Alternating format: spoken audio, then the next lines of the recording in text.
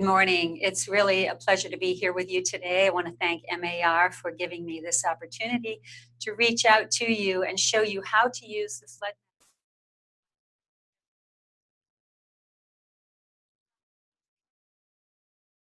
properties are in the floodplain.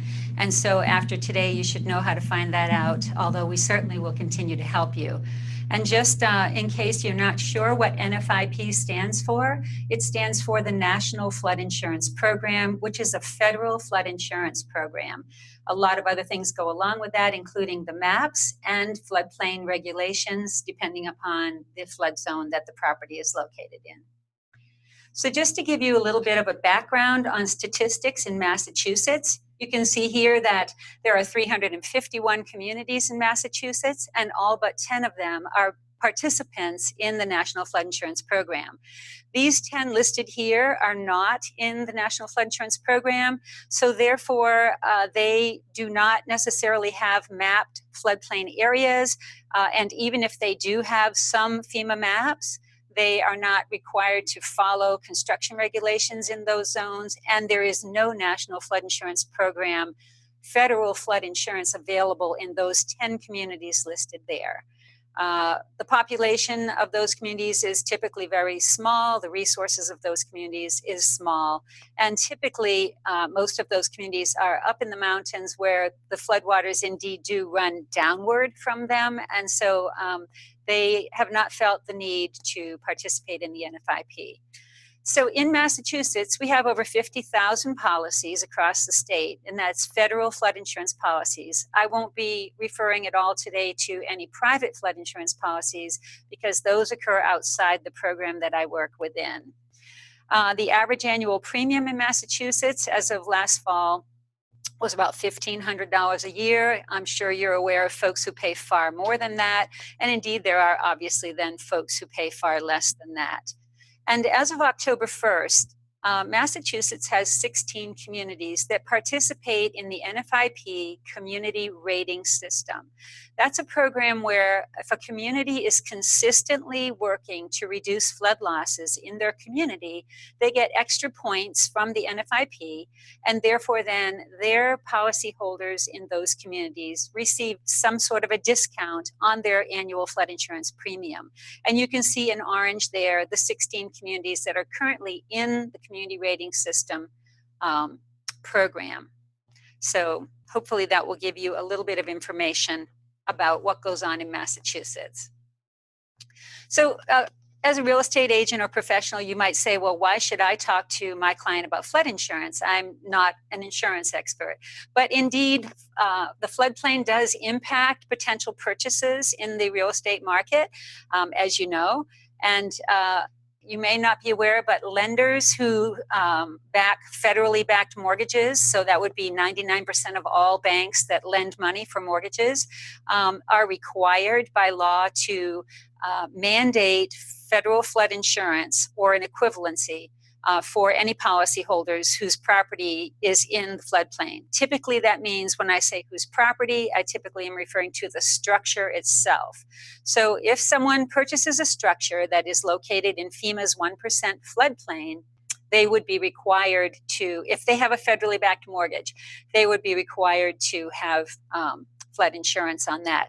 And I have been made aware, not necessarily in this state, this year, but in years past when we had legislation happening in Washington that really severely impacted the cost of federal flood insurance, I have been aware of circumstances where on the closing date, the buyer found out what the policy would cost and canceled the entire deal. So it is kind of important for you to know whether or not your buyer may or may not be needing flood insurance, and also the flood risk itself, because there may be previous damage to the structure from flooding. So just another note, even if the structure is not in the federal floodplain, the lender does have the option to require flood insurance anyway. So you might want to be aware of that. If the lender feels that the flood risk for any reason is too high, then they may indeed require flood insurance. That doesn't happen too often.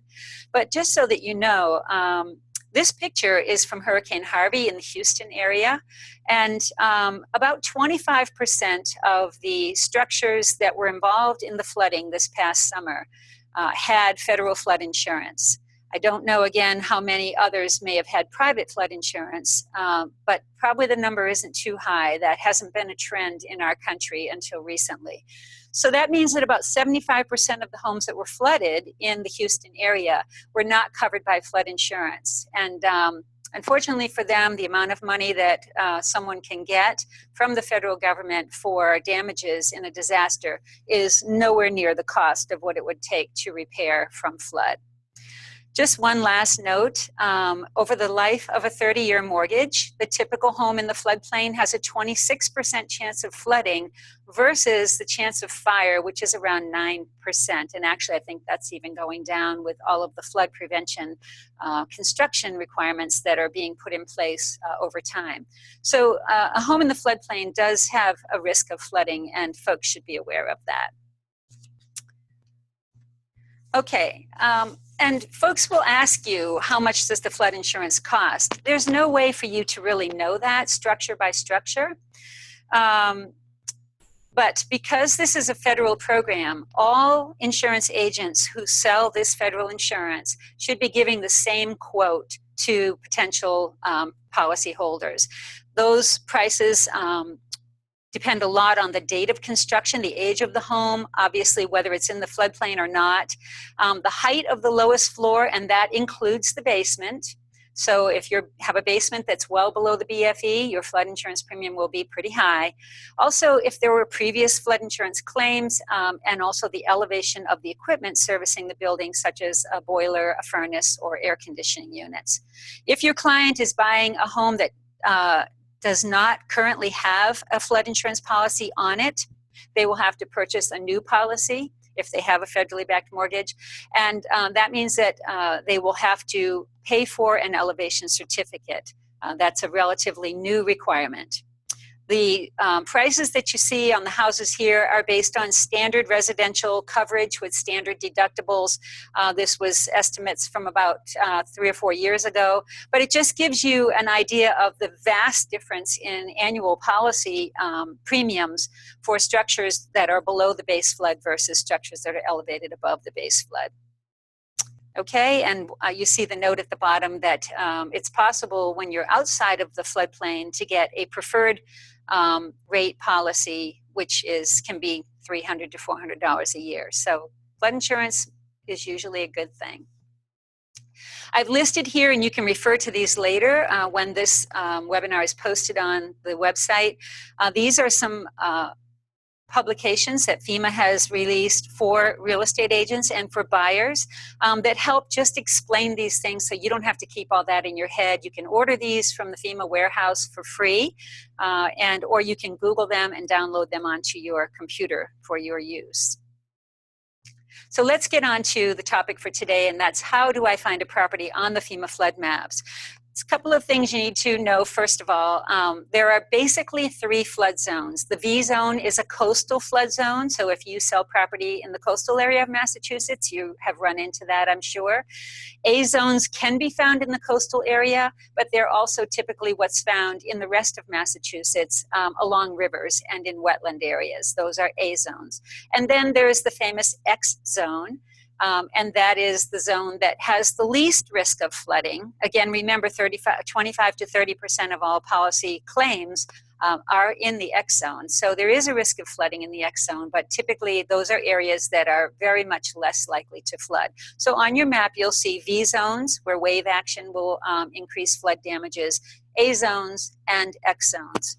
The 100-year flood is what we call the 1% chance flood. That means that that flood has a chance of occurring 1% in any given year, okay? So that doesn't mean that it only happens every 100 years. I think most of you are aware by now the 100% flood, the 100-year flood can happen 2 or 3 times in a year, or it can happen maybe once every 200 years. It's just a probability number. But on the FEMA maps, this is what they use to model the federal floodplain, is the 1% chance flood. So that's what we'll be looking at on the maps. The base flood elevation is the height and extent of the flooding that they expect to occur based on the modeling that they've done. And these maps are called flood insurance rate maps, so we refer to them as a FIRM, F-I-R-M, a FIRM. And later on, I'm going to show you how to make a small piece of that FIRM to give to your client if you wish, so that they can give it to their lender or insurance agent to show whether or not they're in the floodplain. So that little piece of the FIRM is called a Fermat. When you go to FEMA's Map Service Center, and I've put the URL address up there for you, but you can certainly Google FEMA Map Service Center and it will take you right there. You'll find over time when you begin to use this center, there are actually 3 kinds of maps. So on the left here, pictured behind, is the old kind of FIRM where the flood map is just drawn as a map graphic. There is no ortho-based photo. The middle map is the digital FIRMs. And those are do have structures showing through them on an ortho-based photo. And the map to the right is the new interactive map, sort of like a Google Earth map, if you will, where you can see what Google Earth shows with the floodplains interposed over those. So depending on the part of the state for which you're looking for the flood map, in general, the eastern coast of the United States has the newer maps that you see there on the right because more mapping has taken place more recently in the eastern portion of the state versus the western portion of the state, which has those older maps that you see all the way on the left there. And we'll go through this so that you can see how to find a map in either part of the state. So when you go to that URL address, you will see a welcome page. And this gives you more information than you need at the moment. You can explore this site if you have time and look around and try to search for things in any number of ways. Today, I'm only going to show you how to search for the map based on an address. But you can't break this site. So go in there, fool around, try to find things, look for your own home or anything else that you feel comfortable or want to know about. So this is the welcome page, and what you'll see there, top and center, is looking for a flood map, and it will show you a field where it says enter an address. And so obviously then you put an address in that field and you hit the search button. I'm going to flip through my notes real quick just to make sure I don't forget to tell you something important. Okay. So when you enter an address, I entered the address of the place that I work. Just as an example, it will show you the name of the jurisdiction or the community that that property resides in. It will show you in the top left corner there, you can see a bold number that starts with 250. That is the number of the map panel. And you'll see a date, in this case, March 16, 2016. And that is the date of the map that is effectively in place right now. And so when you do a search like this, it will take you to the current FEMA map for that property. Now you'll see at the top of this page an icon that's a little larger than the other icons, and it says View Web Map. We're going to click on that in 1 minute. But I want to show you that on the map below, that's just a locator map. It's the same as a Google Street Map. And the little red marker gives you an idea as to where that property is on that map. You can zoom into that map or zoom out of the map as you please until you feel comfortable that you've found the property on the map. The reason I explain this at this point is because once we click on the View Web Map icon, this page will be covered by another page. And so you'll have to go back and forth between them until you've found the property, unless you're already very familiar with where the property is. So let's go ahead and click on View Web Map. Oh, apparently we're zooming in on the locator map. So you can see that you can zoom in and see where that property is a little more closely. Let me see if I've gone to a different tool to help you. Okay, now we're going to go back and we're going to click on that View Web Map icon. And what will pop up is a little box that says you're leaving the FEMA website. I'm not sure why they have that there because you're actually going to another FEMA website, but nonetheless, just click OK. And this will take you to the National Flood Hazard Layer, which is FEMA's ArcGIS website. The National Flood Hazard Layer is the newest way of displaying the FEMA maps, and this is what it will look like for that particular address that we put into the search. So this is obviously Boston. And again, with this map, just as with the other map, you can zoom in or zoom out to get your placement in that map. You can see that there are some blue areas of the map that cover the landform, and those are the floodplains. Those are shown in blue. And again, you'll see that the red location marker did not follow through onto this map. So what I'm showing you here now is the top of my browser in my computer, which shows the 3 tabs that I have open when I took this picture. The tab of the National Flood Hazard Layer map is titled FEMA's National Flood Hazard Layer, which is very helpful. But just to the left of that, you can see the FEMA Flood Map Service Center tab. And so if you need to go back to the locator map, you can just hit that tab up there and it'll take you right back to the locator map so that you can more closely zoom into the specific property you're looking for. Okay, once we go back to the National Flood Hazard Layer map and zoom in to the property I had entered in my address search, it shows there is the structure. Now that red circle won't be on the map, unfortunately for you. I put that on the map to show you that that's the structure I was looking for. And as you can see now, part of that structure is covered with the light blue film that indicates the federal 1% chance floodplain, or the 100-year floodplain. So if you're looking at a map and the property that you're looking at has a light blue covering on it like that, then it is in the 100-year floodplain. So this property is partly in and partly out. If I can give you, bear with me for a second, I'll give you a little more information. If you look over to the left of that red circle, in the same stretch of floodplain, you'll see some letters that say Zone AE, EL 10 feet. So what that tells me is that floodplain is an A zone, and the elevation there is 10 feet. In other words, FEMA has modeled and estimated that if the base flood occurs, the 100-year flood, the waters will rise to 10 feet above sea level at that spot. So if in that building you have the floor, the first floor is, let's say, 7 feet above sea level, you could expect to have 3 feet of flooding in that building. Hopefully that makes sense. If you look straight above the red circle up to the flood zone near the top of the screen, you'll see zone VE, elevation 11 feet.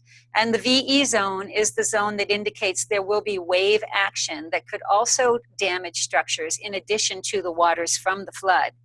And that shows that those waves should reach 11 feet high when they strike those structures. So there's a map there that you're looking at that shows a V zone, an A zone, and then all of the area on that map that's not covered by blue is, as the map shows, the area of minimal flood hazard, also called Zone X.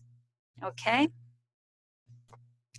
Another tool that we use in our office to help you find these when you call is the Mass GIS Oliver website, and there's the long address for that there. Again, if you just Google Massachusetts GIS Oliver, it will take you right to that website. Many of you may be familiar with it because it does show parcel boundaries and structures. The gray areas, the darker gray areas on this map are the outlines of structures as best the Mass GIS Oliver has. And then the parcels, you can flip on and off a toggle layer for parcels, and the parcel boundaries will show. I don't have that flipped on this map, but we often use the Mass GIS Oliver website to help us figure out exactly which structure is the number in the street address that our client is looking at. So just wanted to let you know that this is another tool to help us actually locate the real structure. There is a National Flood Hazard Layer data layer in the Mass GIS Oliver, which you can use for the eastern part of Massachusetts. But again, I want to caution you that the western part of Massachusetts has a different type of data. They don't have the National Flood Hazard data. So you want to be careful if you're in western Massachusetts to go straight to the FEMA website.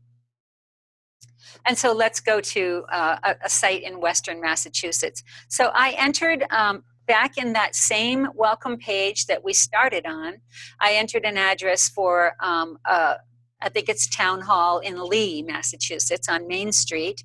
And again, so you see that the map panel number and the effective date comes up. And interestingly, this date is all the way back June 1st of 1982. That is the current map in the town of Lee. So you can see that FEMA has not had or spent any money on mapping in Lee for a long time. And again, the locator map shows with the little red mark where that location is in the town of Lee. But missing from this page, when you're in most of Western Massachusetts, is the View Web Map icon that we used to see the Boston site. You'll notice that that's not there on that page. So instead, we have to go to the regular FEMA PDF maps. We don't get an interactive Google type map for Western Massachusetts. So let's see. At the top, you see where it says Map Image. We want to click on the View/Print icon with the little blue search looking glass. So let's click on that. And this is the type of map that you'll see. It is kind of like a drawing. It doesn't have photos showing the structures. It's very primitive. And unfortunately, those are the maps that we have in Western Mass.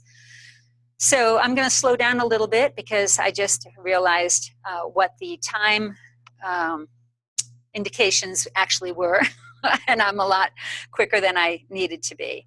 But you'll see on this page, in addition to this older form of map, you'll see some tools on the left of the page there. A zoom in tool, a zoom out tool, a pan tool, and then some other things you can click on.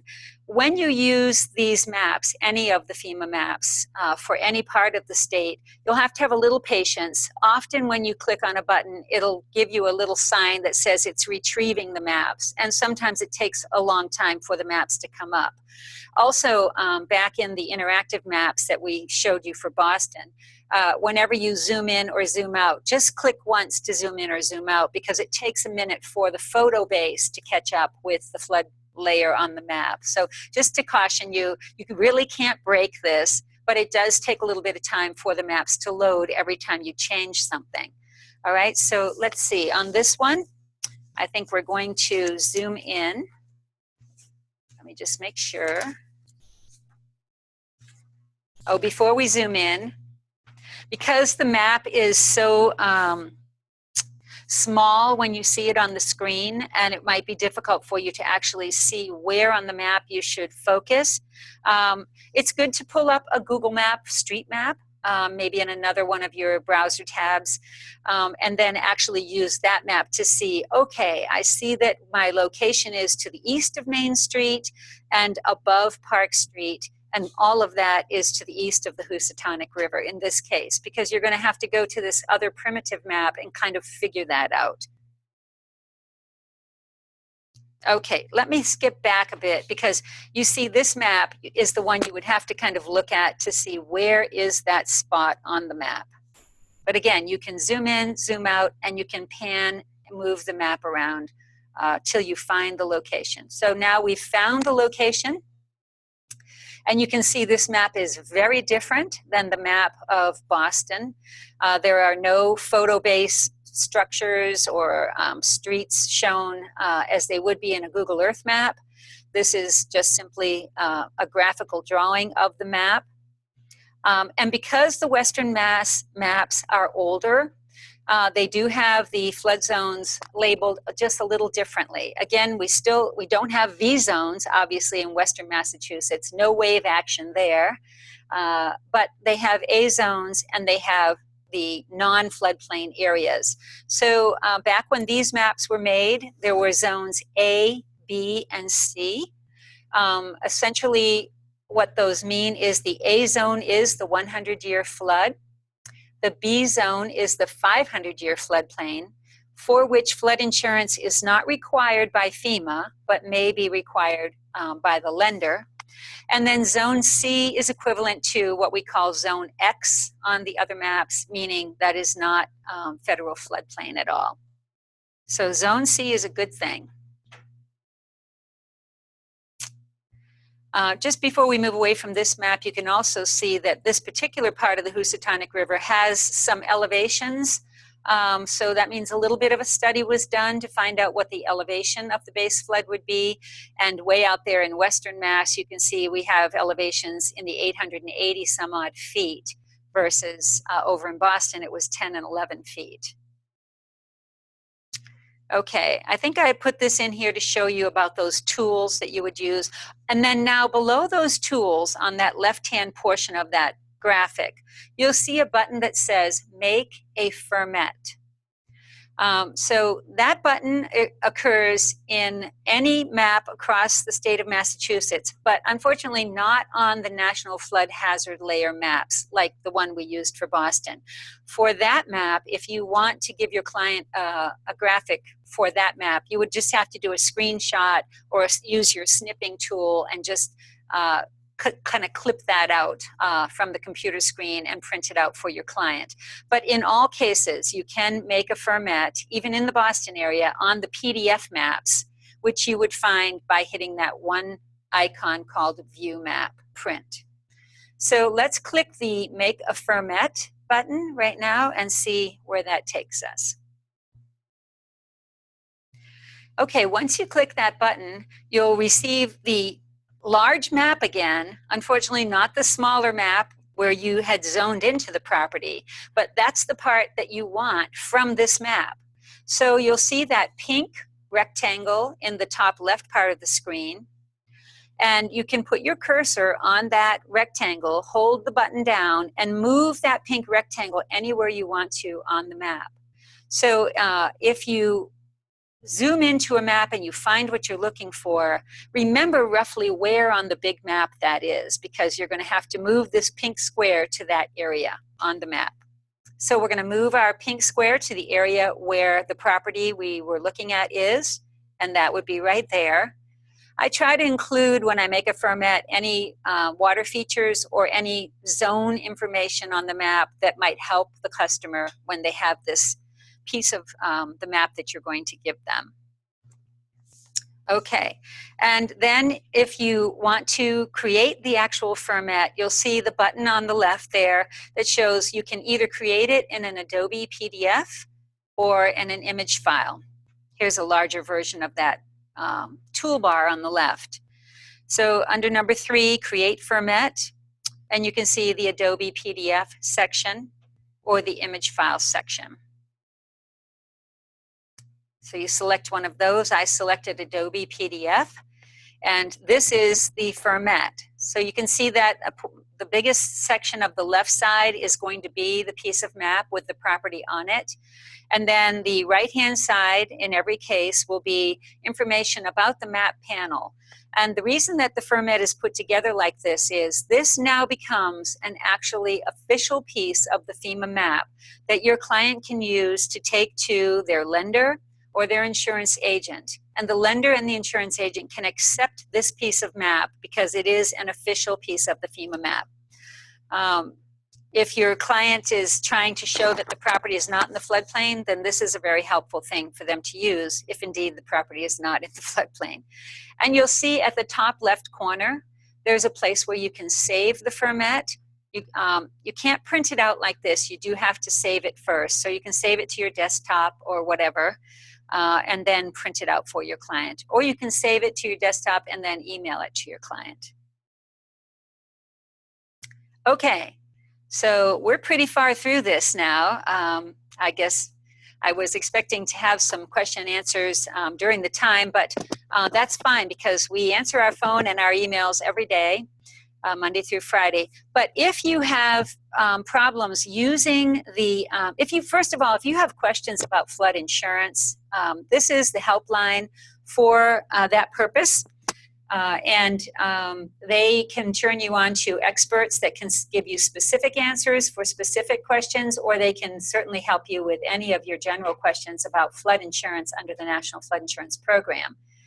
The second phone number there is the FEMA Map Service Center phone number. If you really just think that something's wrong with the FEMA Map Service Center that day that you're trying to use it, or you just cannot seem to get what you need, you're working at 10 o'clock at night and our office is closed, I'm pretty sure that number works most of the time, and they can help you through it. They're very good about that. And if they're very busy, they usually ask you to leave a message, and they do call you back. They're very good about that. The last number is my phone number. And that's if you are working during the day when I'm working and you need some help, or you want to call and leave a message and I'll call you back to help you find this piece of the map for your client. What my office does is a number of things under the National Flood Insurance Program. I do work for the Commonwealth of Massachusetts, and therefore I work for you. But our office does a lot of different things that help make sure that when things are built or developed in the floodplain, that they're done according to the requirements that are in the National Flood Insurance Program, construction requirements, and other types of development requirements, so that we all are living in safer communities with regard to flooding.